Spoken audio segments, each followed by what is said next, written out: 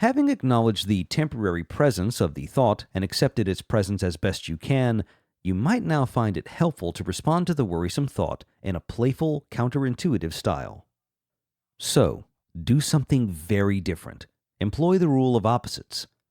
Here are some ways you can respond in a playful or silly manner to the problem of getting hooked by Uncle Argument's efforts to get you embroiled. Sing a worry song. You can make a song of your worry. I have some examples of this on my website, songs about panic attacks, sung in my own dreadful voice. Pick a catchy tune that's easy to sing to and create your own worrisome lyrics about the disasters that are waiting for you around every corner. Here, for instance, is the first verse of one of my own songs about panic attacks. It's sung to the tune of Camptown Races. I'll go crazy, then I'll die, doo-dah, doo-dah. Panic gonna get me by and by, oh doo-dah day.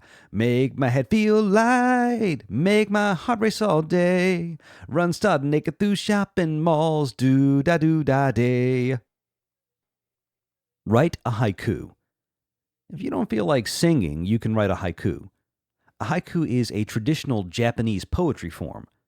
There's a lot to learn about haiku, but for our purposes, we'll just focus on one simplistic aspect of it. It's a 3-line poem without rhymes. The first line is 5 syllables, the second is 7, the third is 5. You simply write a 3-line unrhymed poem of your worries that fits this format. Let's suppose you have a bothersome thought and you recognize it for what it is, but still can't simply dismiss it. You've tried to reason your way out of it, and you've tried to distract yourself.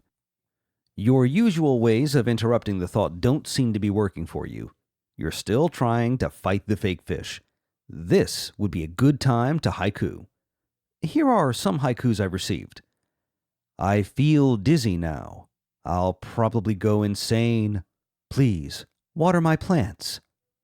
And I'm on the plane now. They will see me shake and cry. Please, pass the barf bags. If a haiku was a little too exotic for you, how about a limerick? Write a limerick. A limerick is a 5-line poem that you probably first encountered when you were a child. The first, second, and fifth lines rhyme with each other and have the same number of syllables, usually 8 or 9. The third and fourth lines rhyme with each other and have the same number of syllables, usually 5 or 6. This structure sounds complicated, but it's easier than it sounds, and it gives a limerick its characteristic rhythm. Limericks often start with the line, there once was a, or there was a. Here's a sample limerick. A woman from near Cincinnati thought, what if I turn out real batty? It'll ruin my brain, it'll clear me insane, and my friends will all be so catty. Worry in your second language. Are you bilingual? Even if you just have high school training in a second language, that might be enough to enable you to do your worrying in your second language. Or, if you don't know a second language at all, you can use Pig Latin. Pig Latin is just a simple way to transform English words into something that sounds quite different. Parents use it to talk in front of their children about topics they want to keep secret. There are 2 rules to basic Pig Latin. For words starting with consonants or consonant clusters, move the consonant to the end of the word followed by a. For words starting with vowels, simply add a to the end of the word. There are a few other rules for special cases, and you can find those on the internet if you want. So, for instance, what if I freak out? Atwe if ye I ye ikre out ye. What if I left the stove on? Atwe if ye I ye eftle ide ove stay on ye. As with haiku and limericks, we're not changing the content of the worry thoughts here, we're just changing the format, and that can really change your response to the worry. When you try to remember how you might say choke to death in German, it often produces a very different result. Worry in a fake foreign accent. Yes, it's silly, but why not? Silly can help you keep a good perspective on the worry. No need to give the worry content more respect than it deserves. List your worries. Make a list of your chronic worries.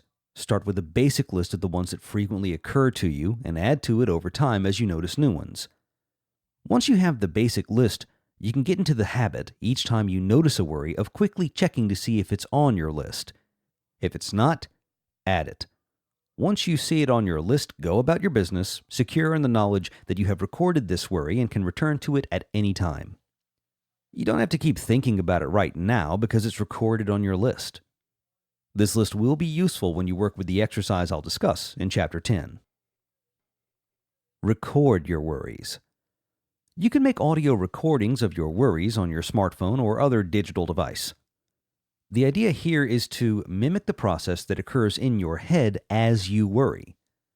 This usually involves a lot of repetition of a couple of simple what-if thoughts. There are several ways to do this. One is to make a short recording, perhaps 30 to 60 seconds, of a single what-if worry. Say it several times, as many as will fit in the short recording. You can then set aside times during the day, 10-minute periods, when you can set the device to continually play and replay the recorded worry. The effect is similar to what you would get if you could eavesdrop on someone's thoughts while they were engaged in worry. People are often concerned that if they do this, the worry will somehow become more compelling and they will be unable to stop. However, think back to the experiment with the 25 repetitions in Chapter 8. Hopefully you did that experiment and be guided by the results you got with it.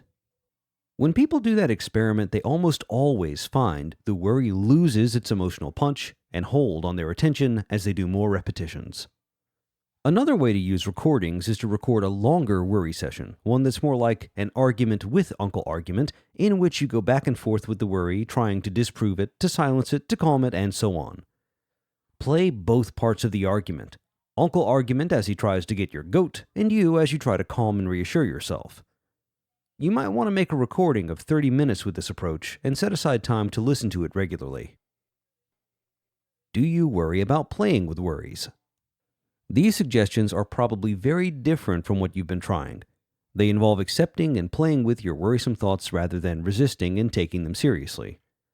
What reactions do you have to the idea of humoring your chronic worry? People are often nervous at first about humoring their worrisome thoughts. It seems risky to them, like they're tempting fate. They may have certain beliefs about worry that suggest the worry needs to be treated very seriously and carefully, as if chronic worry were itself dangerous. I'll take a look at some of these beliefs in Chapter 11. If you prefer to treat these worries more formally, you can use the worry journal that's available on the New Harbinger website, www.newharbinger.com/33186. It's simply a questionnaire that you can use while you are caught up in the worries. Take a little time to observe your worries and answer the questions listed in the journal. This will train you to be a better observer of your worrisome thoughts and will help you detach from arguing and resisting. If a bull simply observed with interest the antics of the bullfighter with a red cape, there wouldn't be any gory bullfights. The worry journal can be quite helpful. However, I encourage you to experiment with the more humorous, playful responses as well, because I think they will bring you greater rewards over the long run. When are you done with the second step? Don't keep repeatedly humoring the worry again and again, waiting for it to go away. That's too much like arguing with Uncle Argument. Instead, take a humoring stance with the thoughts and then move on to the third step, allowing them to follow you as you get back into the external world, if that's what they do.